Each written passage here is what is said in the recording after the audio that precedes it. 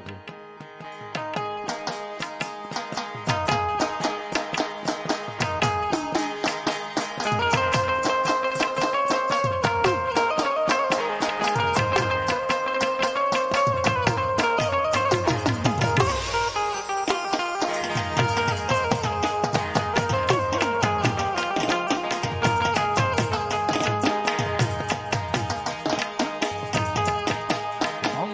મઢમાં બેહનારી માતા ખોટું નહીં કરે,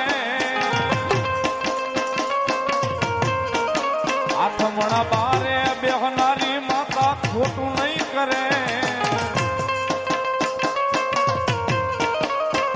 અમે ભક્તિ એવી કરી છે અમારું બાવડું નહીં મેલે. અમે ભક્તિ એવી કરી છે અમારું બાવડું નહીં મેલે.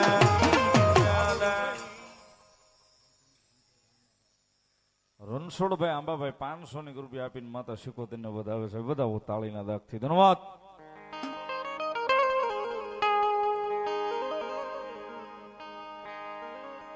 હમણાં મઢમાં બેહનારી માતા ખોટું નહીં કરે, આથમણા બારે બેહનારી માતા ખોટું નહીં કરે.